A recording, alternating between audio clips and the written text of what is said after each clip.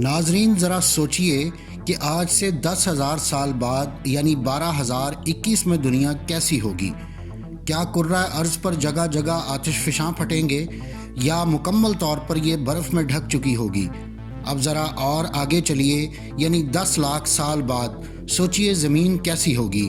کیا زمین پر موجود تمام سمندر اور پانی خشک ہو چکا ہوگا یا پھر پوری دنیا صرف ایک بڑے سمندر میں تبدیل ہو چکی ہوگی؟ اور ذرا سوچئے کہ 1 بلین سال بعد کیا ہوگا؟ کیا زمین پر کوئی انسان موجود بھی ہوگا؟ اگر آپ آج سے 1 بلین سال بعد بھی زمین پر موجود ہیں تو قوی امکان ہے کہ پورے سیارے پر آپ اکیلے ہی ہیں۔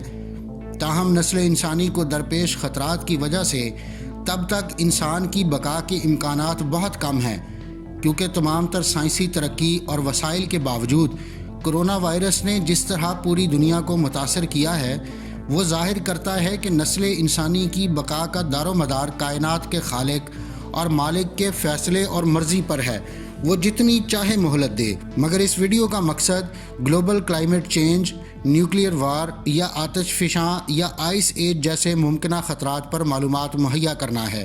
اگر آپ مختلف سائنسی، تاریخی اور علمی موضوعات پر سوچتے ہیں اور مزید جاننے کا تجسس رکھتے ہیں تو سبسکرائب کیجئے ہمارا چینل اور بیل آئیکن دبائیے تاکہ ان موضوعات پر تیار کی گئی ہماری ویڈیوز آپ کو فوری مل سکیں۔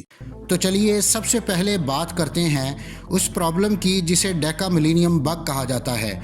ناظرین، 10,000 سال بعد سن لکھنے کے لیے 4 کی بجائے 5 ہندسے استعمال ہوں گے۔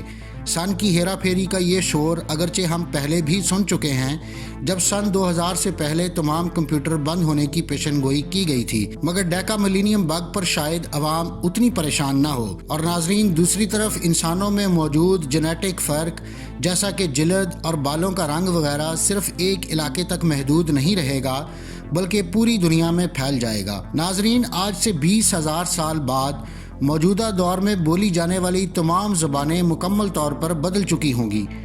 آج کی ووکیبلری کا صرف 1% ان زبانوں کا حصہ ہوگا، جبکہ آج سے 50,000 سال بعد زمین پر آئس ایج شروع ہو جائے گی۔ مشہور زمانہ نیاگرا فالز سمیت دنیا بھر میں موجود کئی دریا اور آبشار ختم ہو جائیں گے اور دن کا دورانیہ بھی بڑھ جائے گا، جبکہ قریب 2.5 لاکھ سال بعد سمندر میں موجود آتش فشاں پانی کی سطح سے اوپر نکل آئیں گے، جبکہ 5 لاکھ سال بعد 1 کلومیٹر ڈایامیٹر کا ایک ایسٹرائیڈ سیارہ زمین سے ٹکرا سکتا ہے۔ اگرچہ اس کو زمین پر ٹکرانے سے روکا نہ جا سکا تو ٹکراؤ سے پیدا ہونے والا گڑھا قریب 400 کلومیٹر کا ہوگا اور اس سے تمام سیارے پر آگ لگ جائے گی، جس سے پیدا ہونے والی آلودگی کی وجہ سے سانس لینا مشکل ہو جائے گا۔ اور اگر ابھی بھی آپ سمجھتے ہیں کہ یہ سب چھوٹے موٹے خطرات تھے تو قریب 1 ملین سال بعد ایک بہت بڑا آتش فشاں پھٹے گا جس سے قریب 3200 کیوبک کلومیٹر راکھ خارج ہوگی اور اس سے نکلنے والا لاوا اس قدر زیادہ ہوگا کہ جس سے گرینڈ کینین کو 75% تک بھرا جا سکے گا۔ ناظرین، اگرچہ ماضی میں قریب 70,000 سال پہلے بھی ٹوبا نام کا ایک آتش فشاں پھٹا تھا جس نے کرۂ ارض سے زندگی کو قریب ختم کر دیا تھا اور ہماری گلیکسی کا قریب ترین دوسرا سٹار اس وقت تک سپر نووا فیز میں داخل ہو چکا ہوگا اور اس وجہ سے خارج ہونے والی روشنی اتنی زیادہ ہوگی کہ یہ ہماری زمین سے دن کے وقت بھی دیکھا جا سکے گا۔ شاید یہی وہ دوسرا سورج ہوگا جس کا ذکر قرب قیامت کی نشانیوں میں بتایا جاتا ہے۔ 2 ملین سال بعد ممکن ہے کہ انسان دوسرے سیاروں میں بھی آباد ہو جائے۔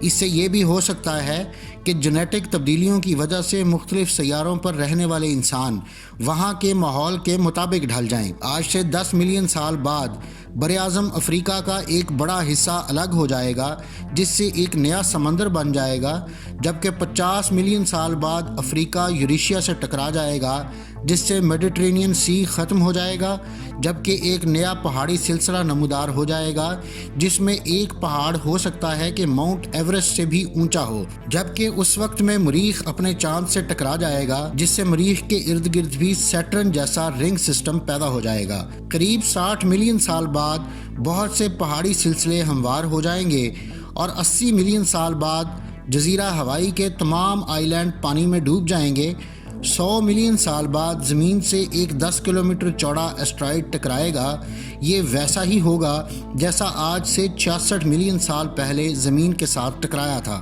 جس سے تمام ڈائنوسارز ختم ہو گئے تھے۔ ناظرین، 250 ملین سال بعد زمین پر موجود تمام براعظم مل کر ایک ہی بن جائیں گے، مگر اگلے کچھ 100 ملین سالوں میں یہ پھر الگ بھی ہو جائیں گے۔ قریب 500 سے 600 ملین سال بعد زمین سے قریب 6500 لائٹ ایئر پر زبردست گاما ریز برسٹ ہوگا، جو اگر زمین سے ٹکرایا تو اوزون لیئر ختم ہو جائے گی اور شاید زمین سے زندگی بھی۔ 600 ملین سال کے بعد چاند زمین سے اتنے فاصلے پر جا چکا ہوگا کہ مکمل سورج گرہن ختم ہو جائے گا اور سورج کی چمک بڑھ جانے کی وجہ سے زمین پر گرمی کی شدت میں بے پناہ اضافہ ہو جائے گا۔ 800 ملین سال بعد زمین پر کاربن ڈائی آکسائیڈ کی مقدار انتہائی کم ہو جائے گی، یہاں تک کہ فوٹوسنتھسس کا عمل رکنے کی وجہ سے زمین پر ہر قسم کے نباتات کا خاتمہ ہو جائے گا۔ فضا پتلی ہونے کی وجہ سے اہم گیسز جیسا کہ آکسیجن وغیرہ خلا میں خارج ہو جائیں گی، جس سے زمین پر زندگی کا خاتمہ ہو جائے گا، اور پھر 1 بلین سال بعد سورج کی روشنی کی چمک میں 10% تک اضافہ ہو جائے گا، جس سے زمین پر اوسط درجہ حرارت 47 سینٹی گریڈ تک پہنچ جائے گا۔ اس شدید گرمی کی وجہ سے زمین پر موجود تمام پانی ختم ہو جائے گا۔ اس وقت تک سیارہ زمین جو شکل اختیار کر لے گا، اس کا موجودہ دور سے کوئی تعلق نہیں ہوگا۔ زمین پر سے نسل انسانی کا مکمل خاتمہ ہو چکا ہوگا۔ پانی کی کمی، شدید گرمی اور شدید آلودگی کی وجہ سے زمین پر کسی جاندار کا زندہ رہنا ناممکن ہو جائے گا۔ ہو سکتا ہے تب تک زندگی خلا میں کسی اور شکل میں کسی اور سیارے پر اپنی پوری آب و تاب سے زندہ ہو۔